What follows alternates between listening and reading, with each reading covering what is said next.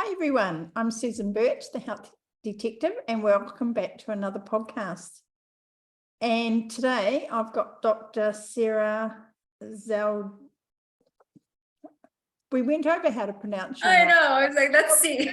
I had it sorted. Zaldivar. Zaldivar. So today Great. I've got Dr. Sarah Zaldivar with us. I'm absolutely thrilled to have her here. She has a real deep passion for nutrition, exercise, and anti-aging. She is a nutrition professor at Miami-Dade College, and I think you also teach exercise physiology as well. She's got a huge background in all these subjects, so thanks for coming along today. Thank you so much, Susan. I'm so excited for this. Yeah, so am I. Can you start off just telling us a little bit about your story? I know you're a carnivore, and I'm really curious as to why a nutrition professor would choose to eat a carnivore diet. Yeah. So if you can tell us a little bit about your background and what led you there.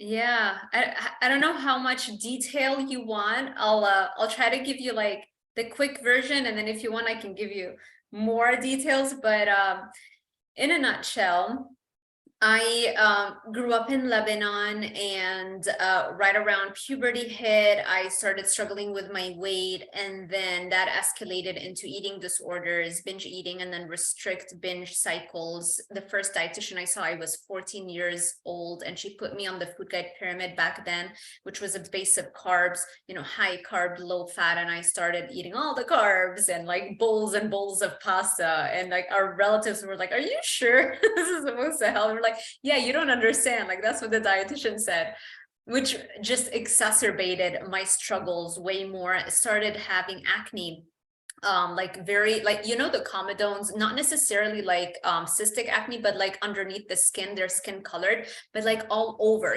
like around certain angles, you could see the little bumps, and it was like all over my face. I'm like, what is that? And that was around the time when I was really, I guess, at the height of my struggles with the food and the eating disorders and all of that. I would literally not eat for a few days and then like just go off on a whole jar of Nutella, like the big jar. Mm-hmm. So of course I started having all kinds of issues, and so that is what spurred me to study nutrition, because I wanted to fix myself. I wanted to lose weight, and that's why I got, my bachelor's in nutrition and dietetics. And then I did, my master's in that field. And then I guess when I wanted to do my PhD, I just wanted to complement that, because I figured the PhD in nutrition was going to be kind of like a repetition of my master's. It was like almost the same courses. So that's why I wanted to challenge myself and do something I'm equally passionate about, because I had also started working out. Like, I'd wake up at 5 o'clock in the morning and do like a whole hour of the Cindy Crawford, those VHS, the hour-long workouts. I would do those, and it was all part of me trying to lose weight, So that's what kind of, triggered my passion for fitness and health. And then how did I come to find carnivore? Like, how does a nutrition professor not eat vegetables and doesn't recommend them either?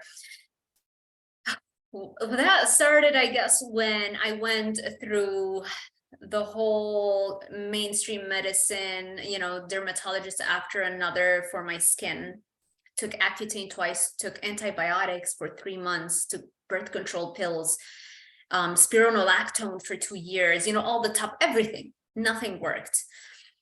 And so I saw how inadequate mainstream medicine was and how clueless they were when I started researching the diets and stuff. I realized, a paleo diet leads to the better skin. And I remember asking a dermatologist what his opinion was about a paleo diet, and his answer was, "What's that?" Like, he had no clue what a paleo diet was. That's when I really started losing faith in the medical mainstream narrative.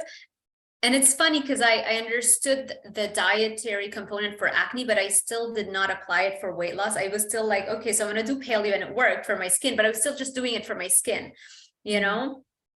And eventually I started, when I first came to do my PhD at the University of Miami, I was having a lot of anxiety because it was like I came on a one-way ticket, nobody around me. I didn't know anybody in Miami. I didn't have a friend, a relative, no one, So, and I was doing a PhD in something that I had never taken courses in. I would literally learn the exercise physiology things, let's say on a Tuesday, and I would have to teach them on a Thursday for students that aren't really that much younger than me, I was 25. So it was a lot of anxiety. So I started researching diets for anxiety. I didn't realize it was just, the anxiety part, I can say that it's just about, getting more experience in the field. That's really what it is for every, it's not like I had some organic cause for it, but that did cause me to research the diets. And I came across David Perlmutter's website where he talks about keto and high fat diets. And that's how I understood that our natural state is a high fat, low carb state. Babies are born in a state of ketosis. As long as you breastfeed the babies, they are like breast milk is a ketogenic diet food designed to keep the baby in that ketosis state. And that is when I started doing all the research and reading all the books on keto. And I was just convinced. And the first time I tried keto, it was like a light switch flipped after 7 days. It's like the brain fog went away. And I was like, wow, this is amazing. I started losing weight. I was like, oh, so this actually helps with weight loss too, which is something I'm still struggling with. And that's how I transitioned. And then eventually still having, addictive tendencies with food, because on keto, you can still do, keto bars and desserts. If you go to my channel, I even have there was a period of time where I was pumping out keto dessert recipes. Like, this is awesome. Obviously it wasn't, because I was still in that cycle. I, still underappreciating the power of addiction, and that sweet taste. So from there, every time I would go into a binge and I'm just questioning everything and feeling hopeless, feeling like a complete failure, I would watch Joe Rogan podcasts or buy new books. I'd go to Barnes and Nobles and just buy a stack of new diet books just to try and get an answer. And that's how I discovered the carnivore diet and the book, The Plant Paradox, and understanding that, wait a second, plants actually don't want to eat. They don't want us to eat them. And they actually have toxins in them, self-defense chemicals designed to deter us from consumption, which was what? How could somebody like me, who has been in the field for decades at this point and taught the stuff for the American College of Sports Medicine, for the University of Miami, DeVry University, all the colleges, universities. I've worked on research all over in Lebanon and in the United States. How can this be the first time I hear about this? So that's how I became a carnivore, basically. Yeah. A lot of people are still struggling with the concept that plant foods can be challenging for us from a health perspective. Can you just go through a little bit about some of the anti-nutrients, what anti-nutrient actually means? Yeah. And then some of the effects that they can cause, because that might stimulate the listeners, they might recognize some of those symptoms. Yeah. So anti-nutrients, by definition, is a chemical that the plant produces, whose the goal of that is to prevent the predator, whether that's an animal, insect, or human, from benefiting from that plant food. So, for example, if you're eating seeds or nuts, like any kind of nuts or seeds, this is the plant's baby, right? It is designed to allow the reproduction of that species, right? It most certainly does not want you to eat it and lead it into extinction. So that's why it is very concentrated in nutrients, but at the same time anti-nutrients, so that if an animal were to consume it, it wouldn't really benefit from the nutrients in that seed.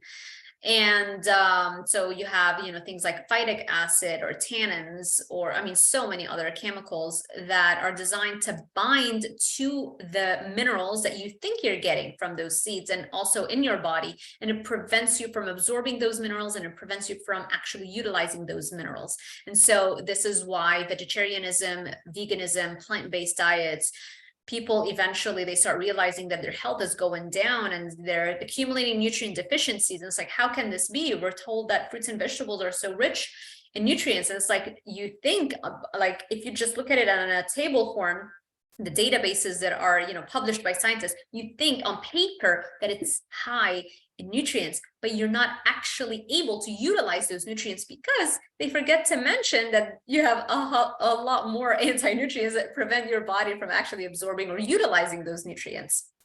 So that's in a nutshell what an anti-nutrient is. Yeah, that's a great explanation. And the other thing too with plant foods, of course, is that sometimes the nutrients aren't in the most bioavailable form for us. If you look at beta carotene rather than retinol, and Yes, things like B12, and there's so many of those compounds that meat great point. Yes, you can't even, you have to convert them. Like, people think they're getting vitamin A when they're eating carrots. You're actually not. You're getting a precursor to vitamin A called the beta carotenoid that your body has to convert into actual vitamin A or retinol. And depending on your genetics, you can convert anywhere from 0% to at best 22%. And that's almost unheard of because most people's genetics aren't at the max of, the 22% conversion. And even if genetically they can convert 22%, most of the time their livers or their overall physiology isn't at a peak performer because they're probably eating a lot of plants. So they're not really in the best physiological health. And so that affects their genetics, and it also pushes them into a lower conversion rate. And so almost nobody's getting that 22%. And even if you were getting 22% conversion, that's still not optimal to maximize your nutrient status, right? And that's just one vitamin. We can talk about all of them, like you mentioned, all of the B vitamins, they're not in their methylated form. And so if you need to get them in their methylated form, and you need to get them without the coexistence of the anti-nutrients, right? You need to get them in high enough amounts. And the minerals, iron, calcium, all those things, they get bound to the anti-nutrients, so you can't really get them in high enough amounts. Vitamin C, you think you're getting vitamin C from that orange juice that you're drinking. You're really not, because you're also getting a lot more glucose, and glucose and vitamin C share a very similar chemical structure, right? Not only that, they share the same transporter at the level of your gut lining. And so the same transporter that allows vitamin C in also allows glucose in. So if you're consuming orange juice that has gram amounts of glucose, but milligram amounts of vitamin C, you have way more glucose that's going to competitively inhibit the absorption of vitamin C. You're not getting any. So, and then vitamin C is an interesting one, and we won't go down that rabbit hole, but if you look at supplemental forms of vitamin C, which are just ascorbic acid, you're missing all that internal part of the vitamin C that is so important for our health as well. And they forget to tell us that organ meats are way higher in all the nutrients that we just mentioned, including vitamin C, right? Why aren't we taught this information as, when we go to nutrition school or any kind of fitness certification? Why aren't they teaching us this stuff? So there's a lot of heavy cherry picking and a lot of the herd mentality going on, and a lot of the, professors, deans, and, the chairpersons in academia. It's like everybody wants to stick to what everybody else deems. It's like what most the other universities are doing, we're just going to do that. We don't want to stir the pot or cause any friction, and the science is cherry picked, and it's all epidemiological science anyway, so Exactly. That's what I say. Like, yeah, nutrition is not a science. Anybody who says nutrition science, that's like just wishful thinking. We have no, like almost no high quality randomized control trials that are actually looking at the right hypotheses. Everybody's hypothesizing what would happen if I take that person who's been eating Snickers bars all day long and I give them a salad. Of course, they're going to feel better. Like, a baby would know that. Like, why aren't we hypothesizing something that makes sense? Let's look at what we think is healthy, which is a plant-based diet, versus what our species actually ate for 99.99% of its existence, which is a carnivore diet. How about that? Genius, I know. It's like, it's mind-blowing at this point. It's comical. Yeah. And I know you're very big on this species-specific diet. Yeah, I mean, every animal on the planet, everybody knows it's like, okay, the lion eats meat, right? A cat eats meat, a dog eats meat. Like, nobody cares to even like argue that point. We all know this. But when it comes to a human diet, oh no, we're like very special, you know. Some of us need a lot of fiber bars and Atkins bars or whatever the case may be, you know. It's like, no, we're all one species, you know. Women don't need to eat differently than men. It's one species. Yeah. We see people with so many gut issues. Mm-hmm. Gut health is Yeah. Has been a big thing for a few years now. Can you talk a little bit about the symptoms and how a plant-based, you know, how the fiber and the plant foods can aggravate our gut? Well, first of all, something that is an inconvenient truth is that when you actually run a study, like we were saying, like a randomized control trial, which is a gold standard kind of study, when you actually bother to run that type of study in nutrition, the studies that have been done on fiber show that it actually makes constipation worse. And when you take it out, it relieves constipation. I've done a video on that. I posted all the links to all of the studies and the meta-analyses on the topic, and they all say the same thing. And it makes sense throughout. Again, like if our DNA and genetics were exposed to just mainly a carnivore diet, we weren't constipated for 99.99% of our existence as a species here on Earth, right? Otherwise, we wouldn't have made it to today. So this idea that the standard of care that if you are constipated, you should eat more fiber is just like blows my mind. They give you like even more fiber than what you can tolerate from just regular whole foods. They'll give you, you know, what is it? The Metamucil or, you know, all kinds of, that can actually make things much worse. Not to mention that I reported on a few studies that I found, also more YouTube videos on that topic, showing that you can dependently cause liver cancer in rodents when you give them inulin, which is a kind of fiber that's found in artichoke,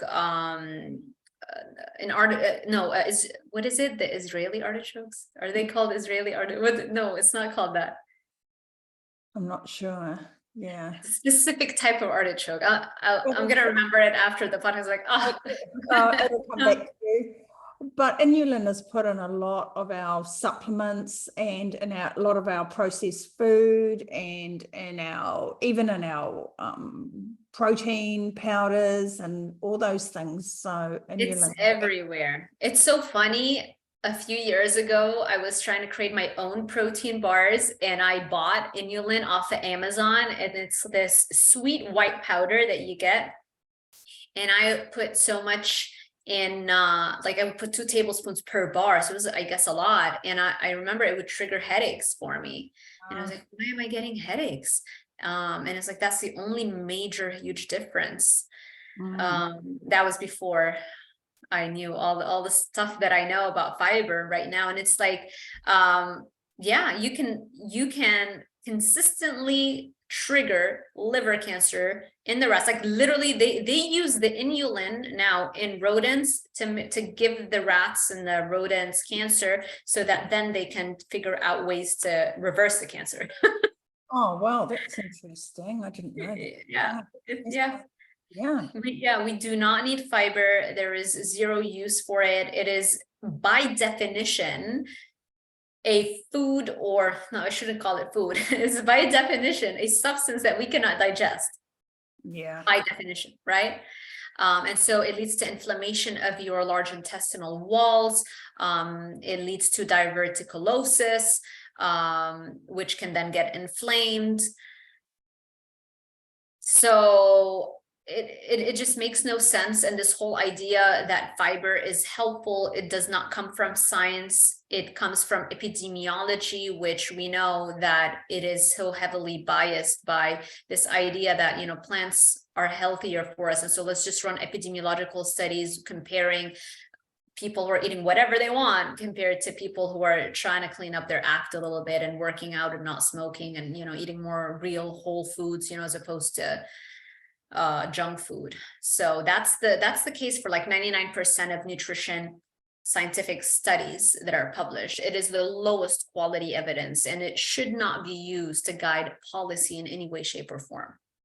Oh, and you know, you're so right about at university what you get taught. I went back in 2017 to Otago to do a postgrad paper in nutrition and chronic disease. And I was quite excited because the first paper we had to review was one on the ketogenic diet. And so we'd gone through looking at this, and then our professor said, now, why wouldn't we use this diet? And I'm thinking, well, I can't see any reason why we wouldn't use this. The weight loss was amazing, you know, the improvements in glucose and insulin. And she said, you know, turn to page whatever, graph number. And she said, look at the fiber. She said, we couldn't possibly recommend a diet so low in fiber. And I just sort of thought, oh, yeah. So I actually I quit doing the paper and withdrew. I was just like, my head just couldn't cope with it anymore. You know? Yeah, it's good for you. You know, do you know how many dietitian colleagues of mine that I went to school with, that they agree with me, and they'll text me, letting me know that, okay, yeah, you're right, and I've tried it and my family's doing it, but like for their clients and like in their online content, they'll stick to what the Academy of Nutrition Dietetics is recommending. They will not go against that publicly. Like, what? You know that that's the wrong diet that you're giving to your clients. Like, there's no amount of money that you can pay me to do this. It's like, if you think about it, a prostitute who is selling body or sex for money is more of an honest transaction than somebody who knows that this is not the healthiest diet, but yet is still taking money for recommending it. Yeah. Isn't that insane? It is. Is there a risk of getting into trouble over there? You know, I know people like Ken Berry and Paul Saladino worry. Gary Fetty in Australia, you know, nearly lost his license to practice medicine. Yeah. That's the thing. I don't care about being licensed because I'm a YouTuber, right? So it's like, what are you gonna do? So it's like under the First Amendment, you know, freedom of speech, you're allowed to share your knowledge and experience. And I would never in a million years would want to get the registered dietitian license, because it's more of like, it's shameful to carry that around. Because what does it mean? What does it mean to be a licensed registered dietitian? It means the person, like the group that is licensing you is the Academy of Nutrition Dietetics, whom I oppose at every single step of the way. I mean, they have no clue what they're doing, you know? It's like they're working hand in hand with the food companies. The food companies are literally spending thousands of dollars to co-author brochures regarding dietary recommendations. I'm like, what?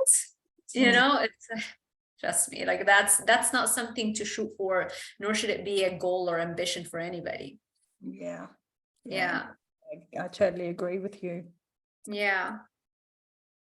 So what sort of So we talked about the constipation and the fiber. What other Mhm. gut kind of symptoms, bloating, people have bloating, I have so many clients who say, I feel like I'm 3 months pregnant, Right. gas, all those kinds of things. Yeah, it's the same thing. The studies that I was talking about, literally 100% resolution rate in bloating and pain, and pain when or like when you go to the bathroom, like it's when it's painful. That's a symptom of constipation. All those things go away completely, like 100% resolution rate. But this should be headline news. All of my clients, this is like the number one thing, just literally just a few days. Not only do they drop weight, no more bloating after eating food. Yeah, that's like, I know that like for us, this is, we know this so well. It's like not even like we take it for granted, but yeah, I think thank you for bringing that up. We should keep mentioning like bloating is not normal. I even have videos on that too. Like just the title is like bloating is not normal. And there's a trend right now with influencers, because most influencers seem to be, when they want to like, especially if in their fitness or health, the vast majority, they're in the plant-based world. And so most influencers are showing, how bloating or normalizing bloating, and that you'll see all those posts when it's like a perfect post versus when they're bloated and they're like, it's okay. This is, and I understand the intention is good behind it. You want to not feel bad about yourself, but I think the messaging leads everybody to believe that bloating is normal when in fact it is not. This is your body giving you a message telling you like what you're feeding me, what you're doing to me is not right. This is not the food that I should be eating. And so the quickest way to lose the bloating, literally just eat a carnivore diet, and literally like one day it'll go away. That's easy stuff. Yeah. It's true for SIBO too, isn't it? The standard SIBO diet really is to eliminate as many carbohydrates as you can, really. And yeah, there was a clinic in Europe. I also reported on that, where it took, they resolved SIBO, or small intestinal bacterial overgrowth, in all of their participants, if I remember correctly, in as little as 6 weeks on a carnivore diet. That's pretty impressive. And you were talking about headaches before. Is there a trigger between what we eat and headaches? How does that happen? Is there, I didn't hear that right. A trigger, what's the trigger between the foods that we eat and having constant headaches? Oh, okay. That's a great question, because I used to suffer with headaches all my life. And I'll tell you first what worked for me. And then we can go into additional things for other people. For me, it was cutting out caffeine. So as a matter of fact, in 1 week, I'll be celebrating a whole year caffeine free. That was a huge trigger for me. And remember, caffeine is the coffee bean plant's natural insecticide, right? The coffee bean plant produces the caffeine in order to deter us from consuming it. And so what do? We go and we concentrate it and we drink it every day. So of course it's going to lead to problems in different people. For me, it was headaches. And so that was huge. Cutting that out for me, I no longer have headaches, which is a major win, because every time I used to struggle with that, my first thing was like, I want cake. I love cakes and all that. So I don't have that problem anymore. A true carb addict. Oh my God. Yeah. So that's a major thing, the caffeine. Another thing, I take magnesium. Magnesium is really helpful for headaches, and we can talk about why we need more caffeine, but in a nutshell, the modern human isn't consuming as much magnesium overall, just because even our groundwater is low in magnesium compared to our ancestors. So magnesium is great. There are 2 types, citrate and glycinate. If you tend towards constipation, you want to take magnesium citrate. If you tend towards diarrhea, you want to take magnesium glycinate. But those are the 2 highly absorbable forms. Do not go and buy magnesium oxide, which is the vast majority of supplements like over the counter. It's almost not absorbed. useless. Okay. So those are two major things. Another thing is eating just clean overall, not, cutting out all the junk from your diet. And when I mean clean, I mean carnivore, because having salads and having things like onions and plants and every single day, you think you're eating healthier, but you're really getting a dose of those plant toxins, then your chances of suffering with headaches is going to go way up. I've actually had multiple clients that completely resolved their headaches in less than a week. And because I follow up on every parameter with them, not just the weight loss. And it's like in less than a week, it's gone. And so this, I know that this plan works. Hasn't just worked for me, it's worked for my clients as well. And that could be that could be helpful for everybody. I think the only one more thing that I would add is that if you're doing everything I'm saying, but you're still doing, let's say, dairy and eggs, those could also be additional triggers, because dairy and eggs are part of the top 7 most common food sensitivities that most people react to on a kind of like a low level basis. A food sensitivity is not a full-blown food allergy. It is similar, but not to the point of like leading you to the hospital in the ER. You're not going to have an anaphylactic shock from a food sensitivity, but it's going to lower the quality of your life and lead to so many symptoms, including headaches. So those are the 2 foods on a carnivore diet that could still cause some people problems. And so, but most of the time I've never had to take those out for my clients. The headaches just go away just by generally eating a carnivore diet that still includes dairy and still includes eggs. So do you find that the sensitivity to those goes away the longer someone is on a carnivore diet? Do you find that they may theoretically, I haven't seen that firsthand. So where I can tell you, oh, I had this person and we've done it for this many years. I haven't seen that firsthand, just mainly because carnivore is so new. We don't have a lot of people who have been doing it for so long for me to be able to give you that answer. But theoretically, it would make sense, because if you seal the leaky gut and you help seal the gut lining where you no longer have intestinal permeability, theoretically, that's going to prevent the eggs that are still partially maldigested from entering to your bloodstream, where it's going to activate your immune system. So theoretically, there is a good chance that you might be able to go back and eat foods that you were sensitive to. Can't talk today. And I know like a lot of other functional medicine doctors and a lot of other doctors who understand this concept have reported that it works, that, just focus on sealing the gut, healing the gut, and then you can go back and eat foods that you may have been sensitive to. So I've read it anecdotally. I haven't had a direct experience with a client yet. Right. Yeah.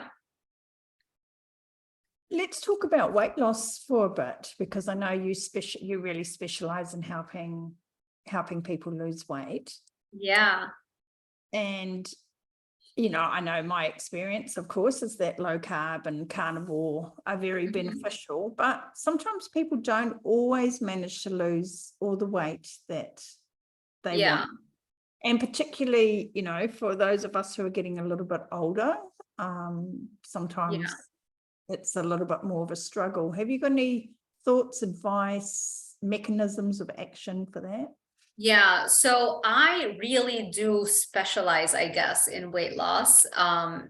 That's mainly because I've struggled with it so much. And I think when people watch my YouTube channel, they know that this is the go-to person, because I've had so much experience with that.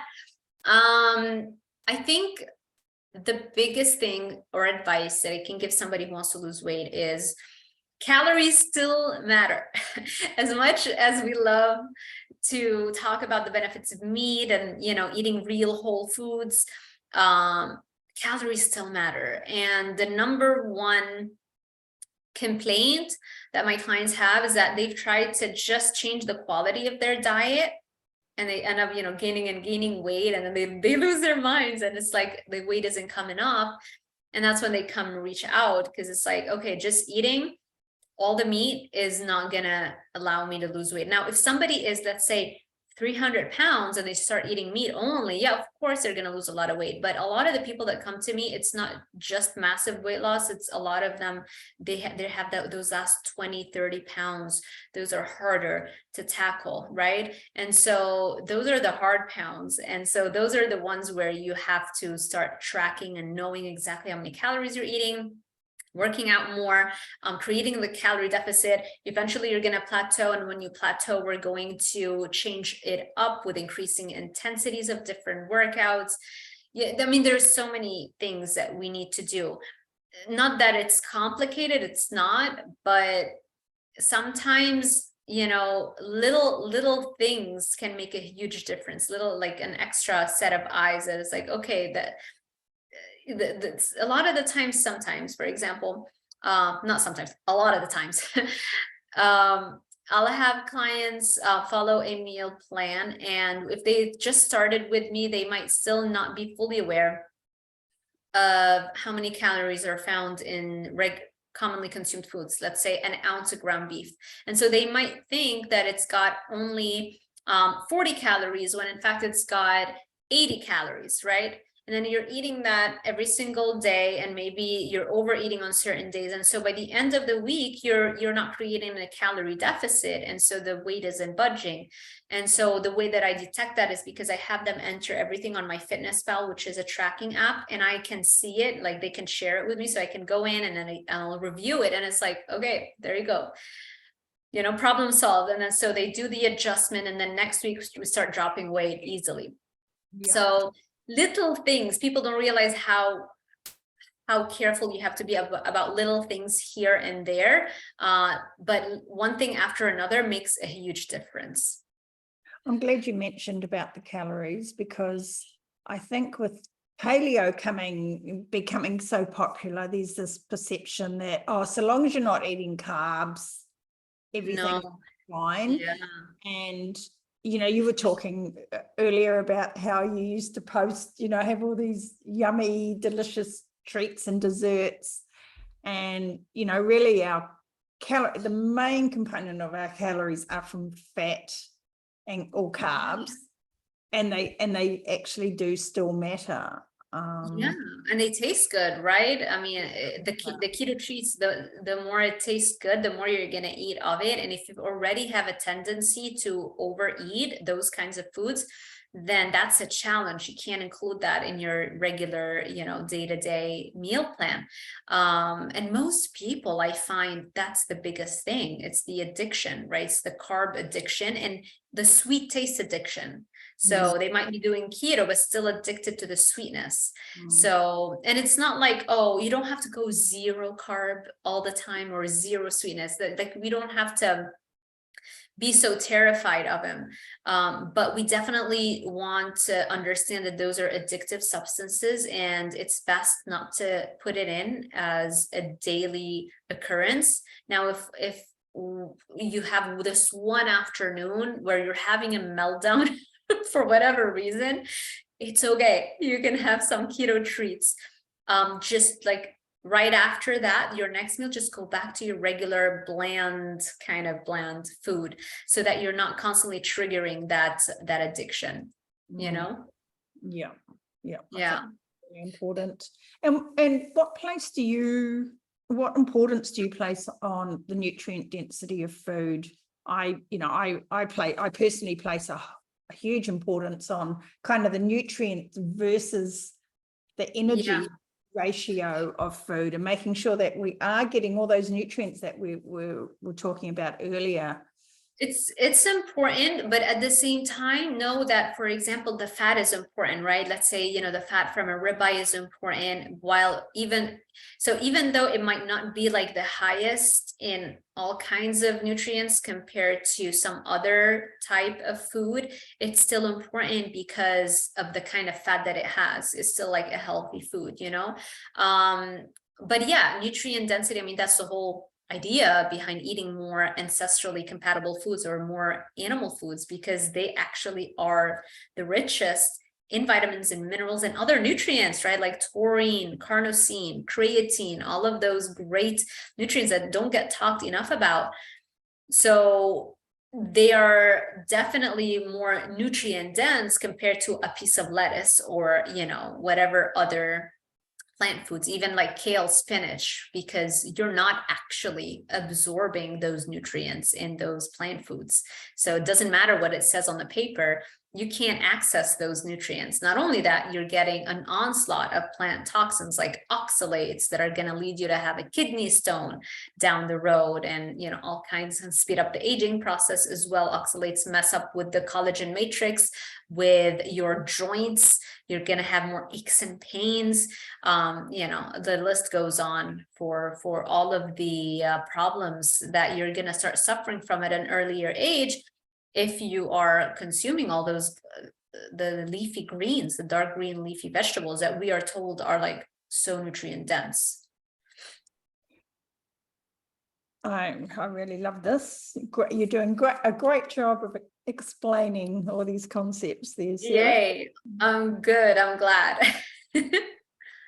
Exercise. So, you know, we hear all the time about you need carbs for exercise. Now you're an exercise physiologist. You do a lot of exercise yourself. You bodybuild. Can you talk us through that? How do you survive your vigorous exercise routines without having to eat carbs? Yeah, because this myth that you need carbs for exercise comes from the assumption that you need carbs to load up your glycogen stores in your liver and muscles. But this has already been disproven. I mean, Jeff Volek and Stephen Finney, they're doing they are pioneers in ketogenic diet research. They've already published, you know, studies showing how athletes on a ketogenic diet still have maximum levels of glycogen, like their liver glycogen stores are just as high as another carb dependent athlete. And so the studies are there, people just don't know about them, right? Because they're already looking for to confirm their biases. So they're not trying to search for those other studies, or, I mean, I don't know what the reasons could be why this is not more well known. Clearly there are tons and tons of us that are working out on a carnivore diet or in a keto diet for years, and we can do it better. When I eat carbs, I can't work out as hard because I get sore. My right knee kills me, and I'm like, oh, you know, I can't run, I can't lift. And I start thinking I need recovery days, and it's like, now I know it's because of the carbohydrates. And so that's another major reason why I don't eat them, because is that the inflammatory effect of those carbohydrates, do you think? That it is the inflammation. It is, so any form of carbohydrate, including that bowl of oatmeal, is inflammatory. Okay, it's going to lead to inflammation in your body. When you raise overall level of inflammation, then start having those aches and pains and joint issues and soreness. Another reason why, you know, people feel sore is not really because they trained that hard. A lot of it is because of the plants they started eating when they started eating, getting healthier, right? They started eating more plants, and like we're very sore. It's like, well, try a carnivore diet, and you'll see that you would literally not have any soreness whatsoever, no matter how hard you go. Yeah. So yeah, that was another major realization for me that, again, keeps me motivated to keep eating this way. We've got a couple of top New Zealand athlete and Australian athlete, along with a dietitian, who have just written a plant-based book for athletes, you know, with recipes and things like that. And I know one of the athletes reasonably well, and I would love to be able to help her promote her book, but it was what we were talking about earlier. I just can't from a I just can't do it from an perspective. But what would you say to people, because they see these girls, they're gorgeous, young, fit, world-class athletes, and you look at them and you go, well, if I do what you do, I can be like you. What would you say to people? Yeah, most of the time they're still fresh, right? They're fresh out of the gate, they're very young. And there is a genetic component for how well you can defend against plant toxins. So if you've been breastfed, for example, or if genetics plays a part, you might have a thicker glycocalyx mucosal layer that covers your large intestines and your intestines just in general. And so that prevents you from absorbing things like lectins or other plant self-defense chemicals. So they don't cause the same harm in you when you're young, but even those people, you give them enough years, and eventually, as the aging process starts to take hold, your defenses weaken and the thickness of that mucosal layer starts to become thinner and thinner and thinner. So yeah, almost everybody, a lot of those fitness models, I follow a lot of them because I love fitness, fashion, beauty, all that kind of stuff. So I follow a lot of them. A lot of them have struggles too with, let's say, skin issues or psoriasis, or they have bloating all the time. That's why you see a lot of those posts, like the perfect image versus like when we're bloated and they're trying to normalize it. A lot of them are suffering with that. A lot of them have depression, autoimmune diseases, and they can't make the link because they're in shape, and so they don't make the link between their diet and this other skin disease. They think they're healthy. So it's actually far more prevalent. Once you start paying attention to it, you start realizing it's all over. It's around you all over. Even those perfect images of those, fit young influencers that are all pretty much recommending a plant-based diet. I can literally list probably every single one that I follow them. I can list what other issues they're struggling with. Whitney Simmons struggling with depression and psoriasis. I even messaged her one time and I gave her a suggestion. Although I hate giving unsolicited advice, but the woman is like almost suicidal sometimes, and like she shares her journey, and I'm like, there is a link between the food that you're eating and what's going on, and I just sometimes I feel like it's almost a responsibility to share or try to help, but you can't, they have to come across this information themselves. I can't remember, Emily Skye from Australia, all kinds of gut issues. She's gorgeous. She understands about gut health, but for some reason, I don't know why she's not doing carnivore, at the moment. Jessica Arevalo, depression. Another person, I can't remember her name. She's got an autoimmune disease that leads to pancreatitis. Every few weeks, she's in the hospital, terrified of what's going to happen. So everybody's struggling. They're just not making the link between their diet and those conditions that they're having. And that's a good segue also into mental health and hormones and some of those other issues. Yeah. So, yeah, that's the question, right? Yeah, okay. I just want to make sure I'm not cutting you off. Yeah, so just, depression, you mentioned depression. Also, Alzheimer's disease. Alzheimer's disease is of quite interest to me because I've got the APOE4 genes. APOE4, yeah. So Alzheimer's disease also is known as type 3 diabetes, right? The same enzyme that is responsible for clearing the plaques that develop, the amyloid plaques that develop and accumulate in your brain. So the same enzyme that's supposed to clear them out is the same one that has to clear out insulin after it's no longer needed. So the more carbs you're eating, the more insulin you're pumping out, the more this enzyme is now busy trying to clear out the insulin remnants, as opposed to actually working on clearing out the amyloid plaques in your brain. So that's a major link. Another thing is that we know that the higher your cholesterol levels, the better mental health you have. As a matter of fact, I just posted a video reporting on the study which showed a 400% increase in dementia the lower your cholesterol is. Let me rephrase that to be more technical about what that study said. That study looked at people who were taking lipid-lowering drugs, statins and other non-statin lipid-lowering drugs. Both of those groups had a much higher risk for dementia compared to those who weren't taking anything to lower their cholesterol. So the conclusion of the authors, there was a 400% increase in dementia when you are taking anything to lower your cholesterol level. I mean, that should tell you everything you need to know. And that wasn't even like the only study. There's plenty of studies on that topic. So yeah. It was looking into Alzheimer's that led me from low carb to carnivore, really, because people with the ApoE4 gene is one of the oldest genes that we developed to have.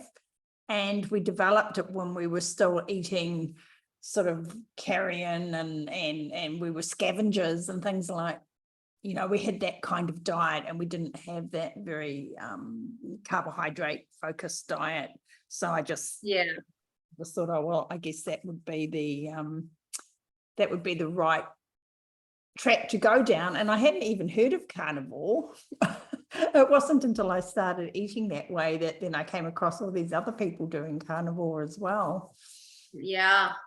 I mean, your brain is mainly made of fat, right? So, you know, it makes sense that the more fat you eat, the more your brain is going to benefit from that. And the better quality fats you're eating. And when I say better quality fats, I'm eating animal fats. I'm talking saturated fats and monounsaturated fat, because those are like the two highest types of meat. Beef is around 50% saturated and 50% monounsaturated, right?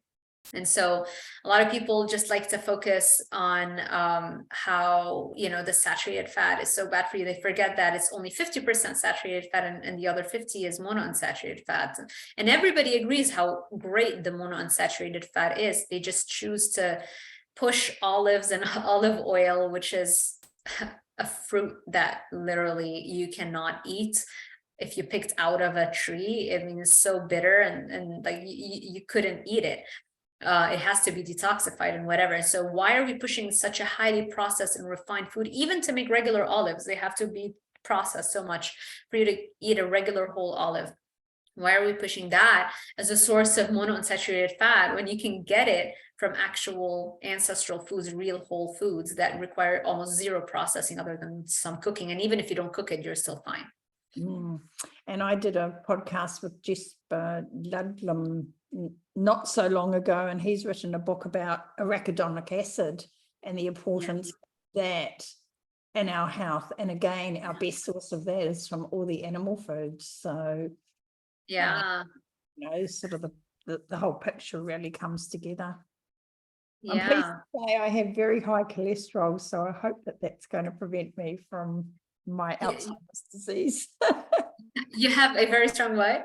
I have very high cholesterol, so okay, again, I wouldn't worry. If somebody is worried because they have high cholesterol levels, I would do the lipid fractionation test to see like what subtypes of the cholesterol you have elevated, because you have the large fluffy ones, which are great, we want them to be high, and then you have the small dense ones. And now if the small dense ones are high, then it's only a problem if you have a high level of inflammation in the body. So then I would check something like high sensitivity CRP and see if it's elevated. That's an indication that you are overall living in an inflammatory environment. And so that's only when I would worry. But most of the time you already know if you are in a state of inflammation or not, you know, like if you're smoking, then yes, your inflammatory markers are going to be high. So it's going to be a problem if you have high levels of small dense LDLs and high levels of inflammation. But is it the meat, or is it the carbs and the cigarettes, right, that you're consuming? So, I mean, again, we had none of those diseases throughout history that we're now struggling with. And all of a sudden we want to blame an ancient food on very modern diseases. And it just makes zero sense. Yeah, absolutely. I'd like to talk a little bit about the thyroid. I have quite a few clients who have Hashimoto's disease or have thyroid problems. Any thoughts about managing that? I have one client in particular who was a vegan and she's now a carnivore, and she had great improvements for a while, but now things have dropped off again, and then also starting to have menopausal symptoms on top of that. Right. So she exercised. Yeah. I do wonder about how much stress plays a role in those processes as well. Yeah. So a lot of plant foods are actually not that great for your thyroid. We call them goitrogenic foods. Goitrogenic means goiter stimulating. And those are things like, the broccoli, the bok choy, cabbage, they are all descendant of a main family, right, which is the mustard plant. But even things like onions, they have goitrogenic elements in them. So when you're eating a plant-heavy diet, of course, you're going to start affecting the functioning. You're going to slow down the functioning of your thyroid hormone, of your thyroid gland. Also, if you're eating things like gluten, grains, those are huge triggers. We call them prolamines. Prolamines are the self-defense chemicals found in grains. The most commonly recognized one is gluten. So everybody knows about gluten. They don't realize that gluten is just one type of prolamine, and you have so many additional types, and they're all found in grains, so like oats, they have adenine in them, for example. Rice have another one. Like they all have some. And a lot of people think, okay, I've got, Hashimoto's, which is the most common hypothyroidism condition, which is an autoimmune condition, right? So, okay, I've got Hashimoto's, so I'm going to stop eating gluten. And they don't realize that all of the gluten-free flours that they're now using are doing very similar things to their hormonal health. And so my recommendation is, again, go back to eating what we're supposed to be eating, mainly meats and carnivore or animal-based foods. And here's the thing that confuses a lot of people. When you do that transition, your thyroid hormone is going to drop if you just measure it like a blood test. But you don't have to worry, because it's not just the overall level of your thyroid hormone that is a marker of your thyroid health. Because as you actually get healthier, your cells, they become sensitized to the thyroid hormone, meaning now your cells can respond to it, just a tiny little trigger from thyroid hormone. It doesn't require too much thyroid hormone for it to get the message and do its job right. And so now your cells are more sensitive to thyroid functioning and your thyroid hormone. And so because of improved thyroid hormone sensitivity, you don't need to be pumping out all of the thyroid hormone. You just need to pump just the right amount and you're good. And this is where a lot of people get confused. They're like, wait a second, I did keto or I did carnivore, my thyroid hormone dropped. That means it's not good for my thyroid health. And it's like, no, that's not what happened. You became more thyroid sensitive. So as long as your symptoms are consistent with higher energy levels and you're feeling great, even though your thyroid hormone is low, that's not cause for worry. I would look more into like antibodies for, like the TPO antibodies and things like that as a better measure for your thyroid health and your overall thyroid hormone levels. That would be a major thing. Yeah. This particular lady's antibodies haven't come down at all. They've been very high. Really?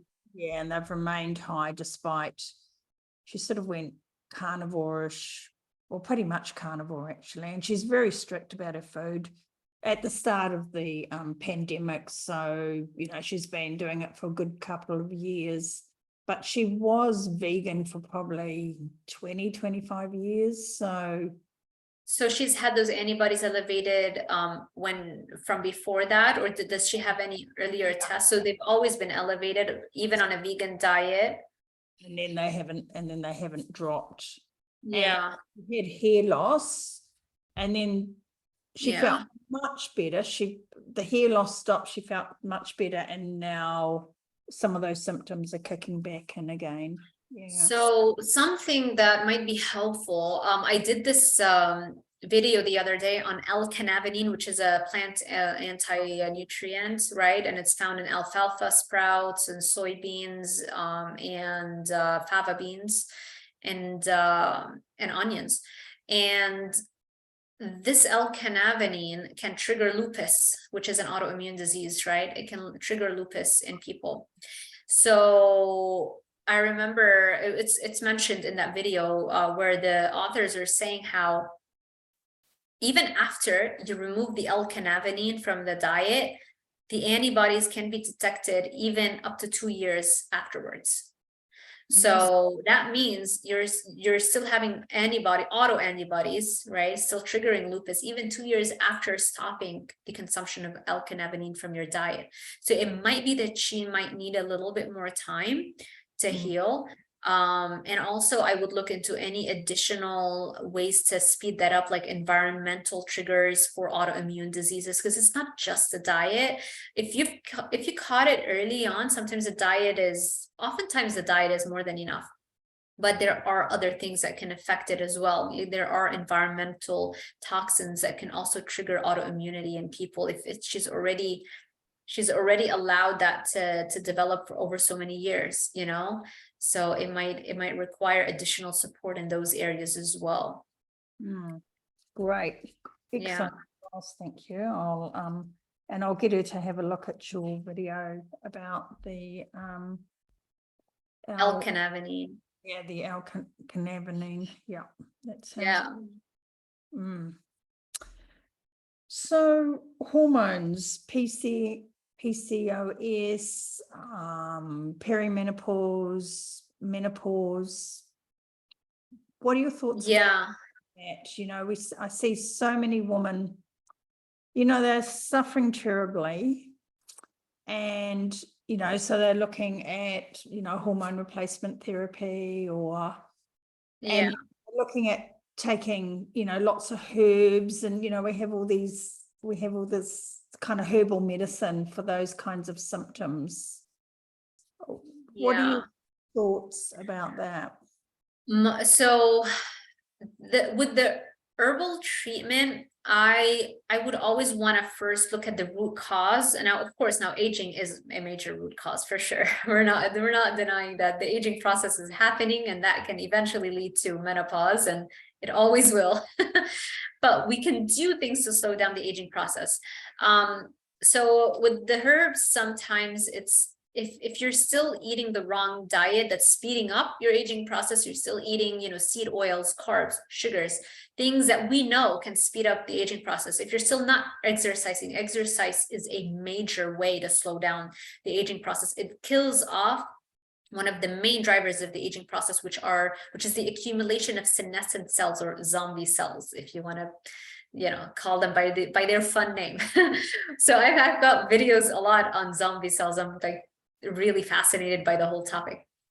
And so you want to do the things that target the root cause and slow down the aging process. So you want to exercise, you want to eat a carnivore diet. And I was telling you earlier, right, how I had a client who literally reversed the aging process. She was menopausal. She came to me and started, just working on weight loss, but we did it in a carnivore way. And, she couldn't believe it. Like, she texts me and she's like, "You will not believe this. I just got my period." I'm like, "How did this happen?" And then she got her period again a month later. So, that's just giving your body the raw material, all the good fats, to kickstart production of your hormones again, because you need cholesterol. That's the raw material. Your body can only make 75% of cholesterol. So if you want to maximize it and top off and optimize for your hormones, it's not enough to rely on your liver's capacity for cholesterol production. You need to get it from the diet, and you're only going to find that from animal fats. Cholesterol, by definition, is only found in animal fats. And so we started eating all of those fats, more cholesterol, and now you have the raw material to create not only vitamin D, but also all the sex hormones, testosterone, estrogen, progesterone, DHEA, all of those hormones that you absolutely need to reverse the aging process and to start regulating your cycle again. And so, this was wild. I keep talking about it because it just happened so fresh in my memory. So that would be my recommendation, we know those things can reverse the aging process, so go back, eat a carnivore diet, high fat carnivore diet, exercise to kill off the zombie cells, and that will literally start to rewind the clock. And then you might need, like, there are some herbal supplements that can kickstart. I know like a lot of bodybuilders will take them after a show to bring their cycle back if they have very low body fat. So that can help. But don't use it to kind of like put a band-aid on the real issue. Yeah. So, exactly. Yeah. So get the underlying physiology right and the biochemistry right, and then you can use other things on top of that as extra support. Exactly. And I'm not against bioidentical hormone therapy, because, you know, until we have a better understanding of how to reverse aging at an even more significant rate, for like, it just makes sense that even if you do all the stuff, you know, even if you do carnivore, high fat carnivore, and you're exercising, right, and you're doing all the right things, and you're detoxing, saunas and detoxing, that really also helps to reverse some of the aging process when you take out the toxins, right? So you're doing all those things, but time is still ticking, right? Time is going, and eventually the aging process is still happening, right, in the background. So at some point, you might need to just replenish the hormones that you're not creating as much as when you were in your 20s or 30s.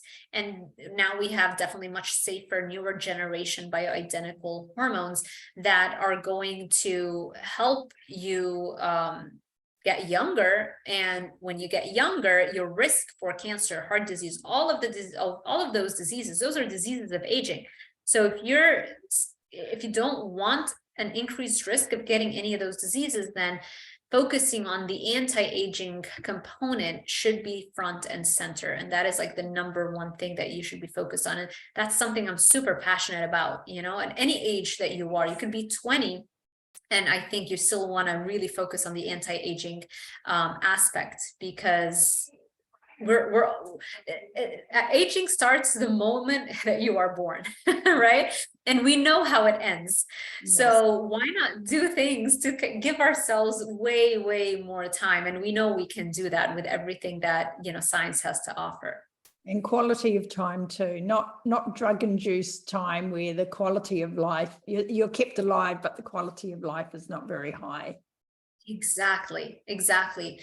It's health, you know, anti-aging is also health. You know, a lot of people are like, oh, you're so obsessed with anti-aging, you know, just make peace with it. You know, it's like, it's not about wanting to like not die, although obviously I don't want to die, but it's also about health. You know, if you don't want to suffer, if you don't want to get cancer or a stroke, you know, if you don't want those things, then you should care about anti-aging. Absolutely. I totally agree. Look, we've been talking for ages. Have you got a few more minutes? I've just got a couple of other questions I'd like to ask you. Sure. I didn't check your schedule before we started. I know. No, we're good. I think we've had. Oh, actually, I'll start with this one. I think we've had such a wonderful conversation so far. I'll start with the question about the criticisms that come up about keto and carnivore, and then I'd like to just briefly touch on mindset, because I know that that's another area that you're very passionate about, is how we think, our beliefs, our you know, how we establish those neuro pathways and things. But there are quite a few criticisms of keto and carnivore. Can you address some? I mean, cardiac disease is one for a start. Yeah, that's the dumbest of them all. It's like, we ate meat for millions of years, had no heart disease. Yeah. Now we're not eating as much meat, but we have heart disease. It's like, it's you know, there's really no other word to describe people who still believe that. It's either they're, you know, either it's just ignorance, you know, or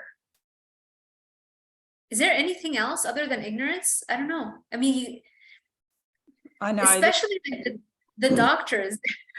What?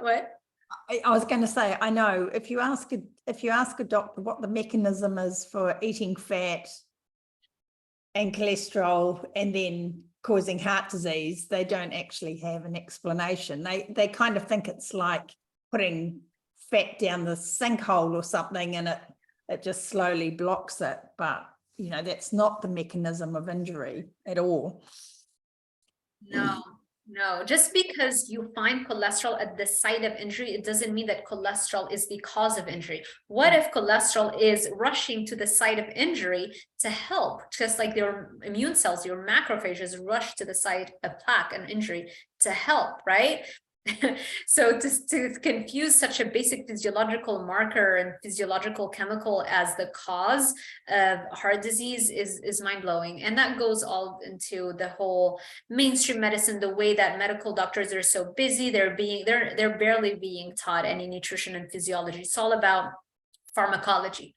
Let's memorize the diseases and their symptoms, and let's memorize the cocktail of drugs that would work with that. It's just about putting a band-aid on the symptom just to get people in and out, as opposed to bother to ask the question, what is the root cause of this condition? It's not about that, you know. And then, you know, they're so busy, 50% of them, I think, drop out. Is that the dropout rate of it's really intense to become a medical doctor. It's not that easy, right?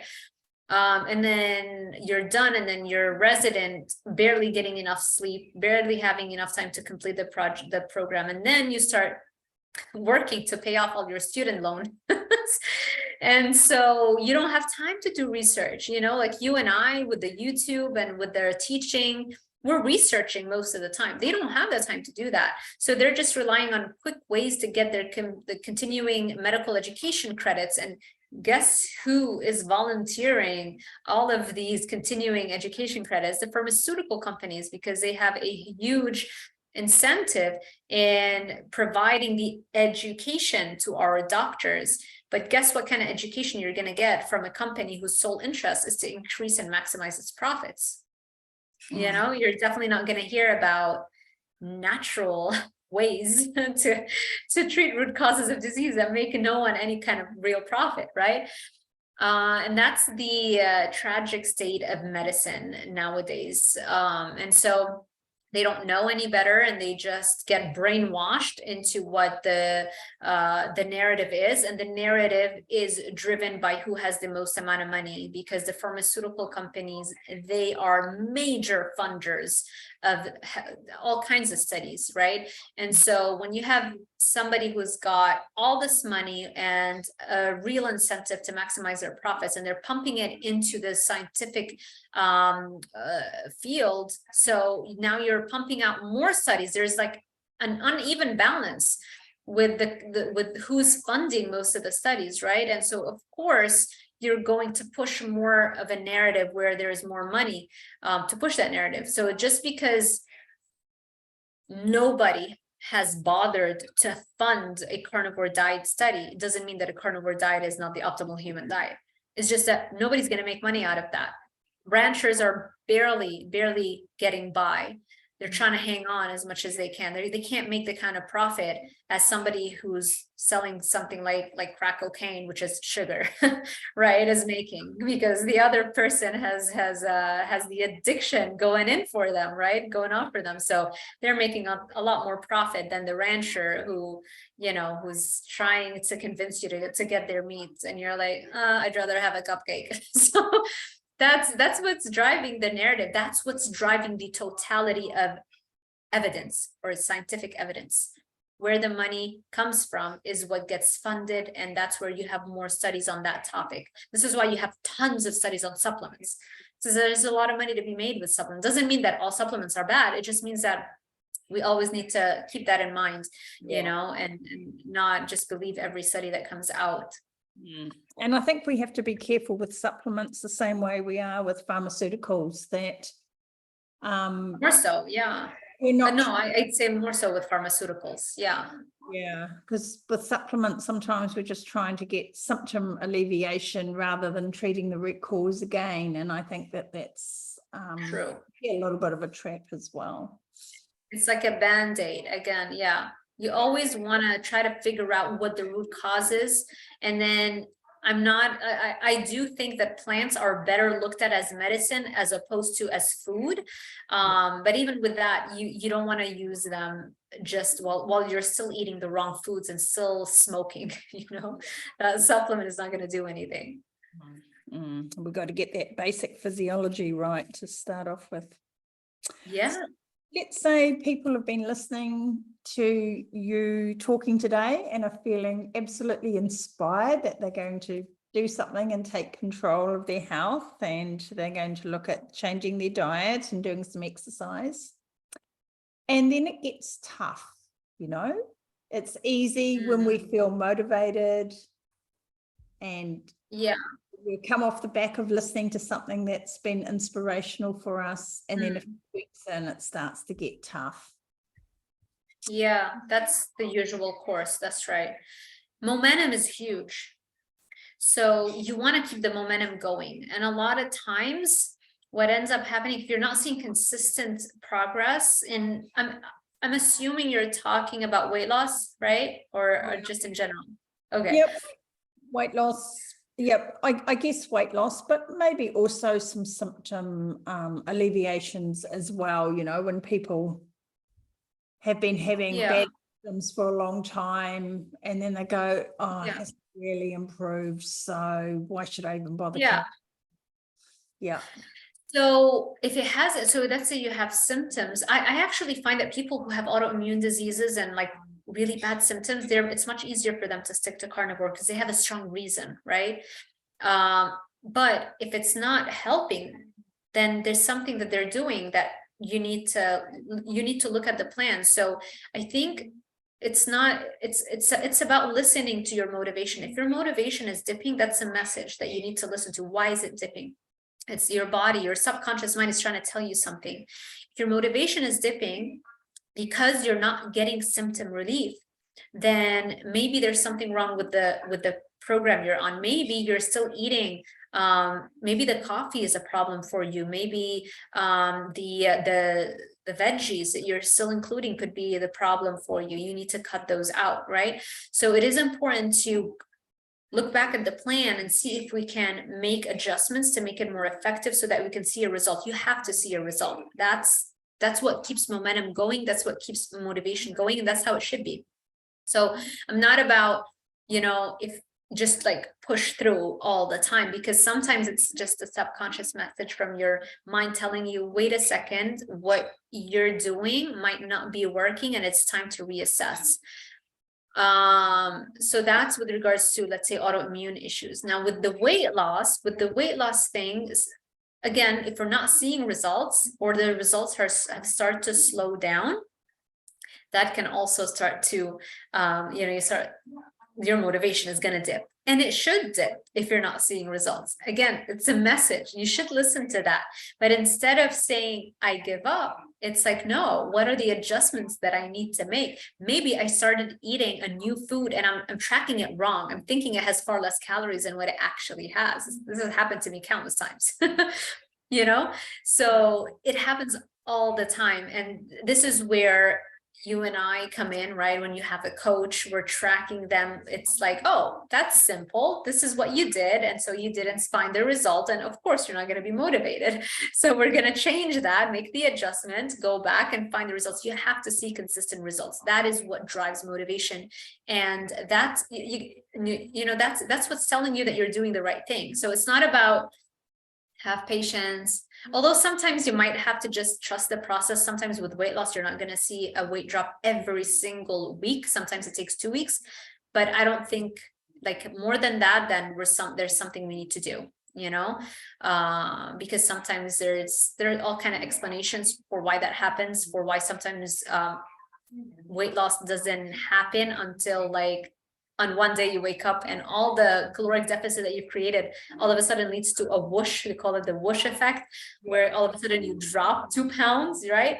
And those 2 pounds is it's not like it happened in the last few days. It happened over the last 2 weeks, and now you're seeing it. So there is something there. But generally speaking, it's not about just trusting it all the time. Like, no, you need feedback, you need results, you need to see those results. And if you're not seeing the results, you're not working hard enough, or you're doing something that needs to be adjusted. That's what has been my experience. And you can always fix it, and you can always find the results. And what about for people in their social situations? So people who feel, I just want to have some fun in my life. I had this conversation with someone last week, and, you know, she'd been doing really well. She lost 20 kg. She's done a fantastic job. But then it's, I just really wanted to have some fun in my life. And I just didn't want to be that person all the time who's not eating these foods and not drinking these foods, or not drinking these, you know, not drinking Yeah. alcohol. Yeah. It depends on what your motivation is in life, right? So you could optimize for having fun. You could say that I just want to have fun, and then that's great. If you find that food and, you know, alcohol makes you happy, being with people who like the same foods make you happy, great. Just don't complain. Don't complain about it. You've chosen that, you know. You can choose to do so.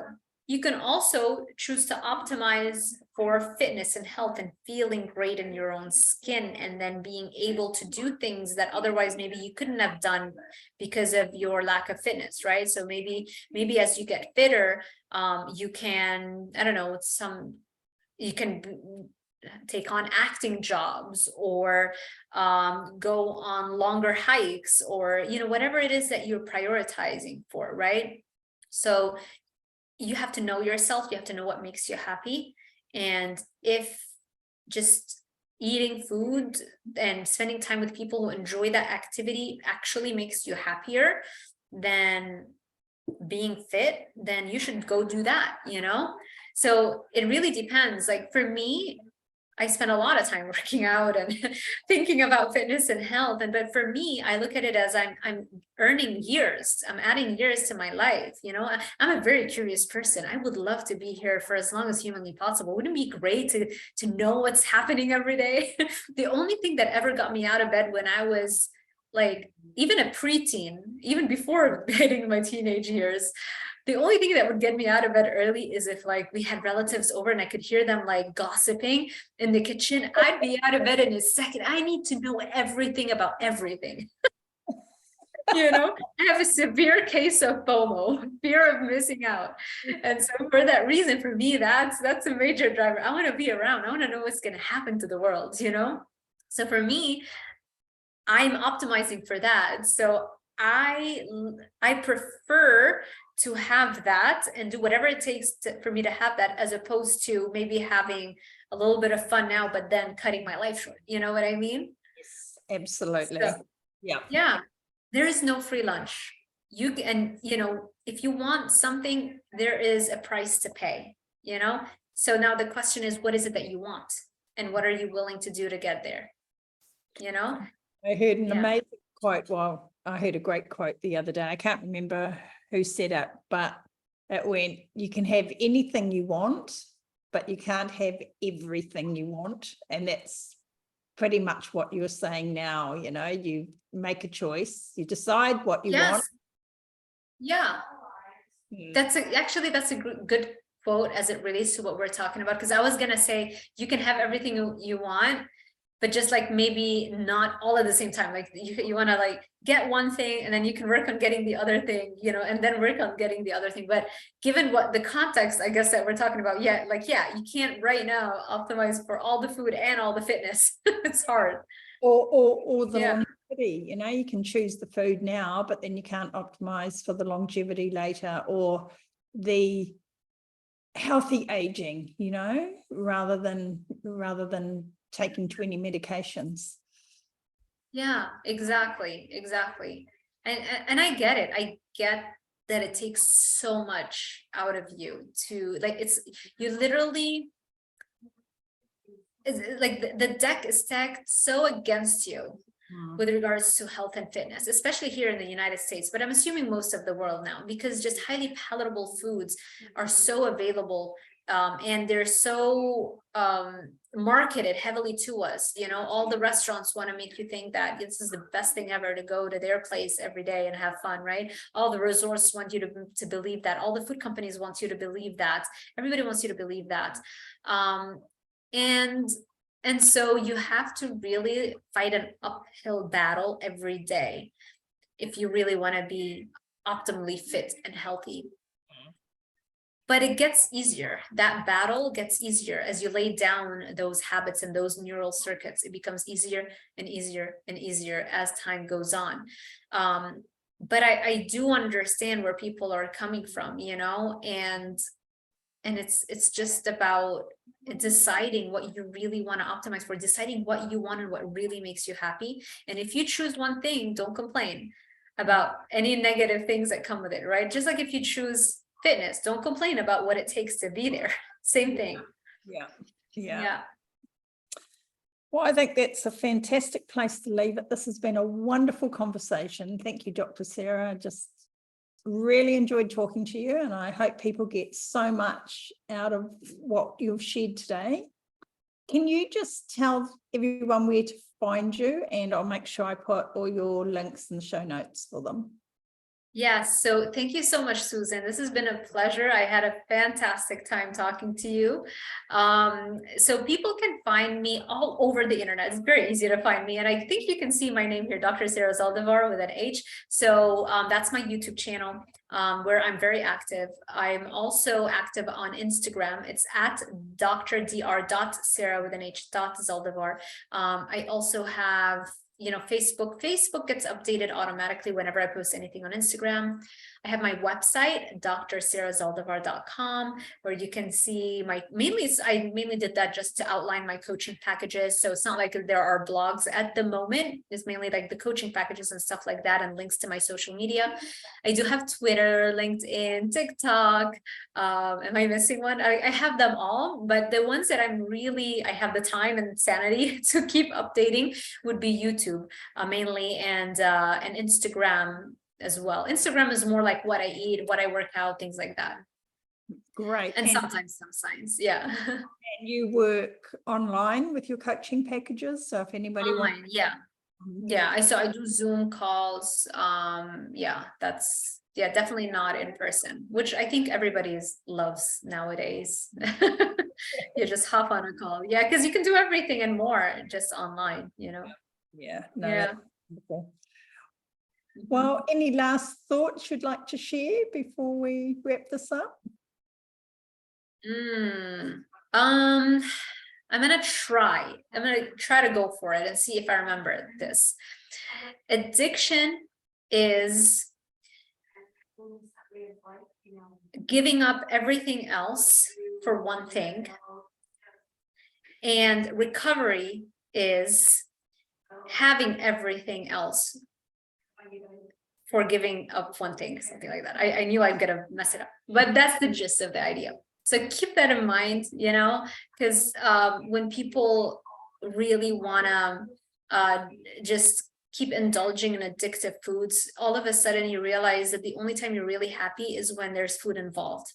It becomes like, where are we gonna go today? Where are we going to eat? What are we going to drink? Food and alcohol and all that kind of stuff. It becomes the center of your world, and it can very easily become that way. But then you start losing your health, your mobility, your mental clarity, your happiness, your mood. It's so easy to get depressed when you have all this inflammation happening, right? And so you really want to pay attention to that. Is your life now revolving around food, and you can't live life to the fullest and actually, enjoy nature, enjoy a clearer head, enjoy just living in your own body? What is it that you want? So I think that's it. I'll try to get it down better in future interviews, but I think that's a good topic or a good idea to end with. I think that was very well said, and you epitomize exactly what you're talking about. You look like, full of life and love and laughter and wellness, and So you walk your talk. Thank you so much. Thank you. Thank you so much, Susan.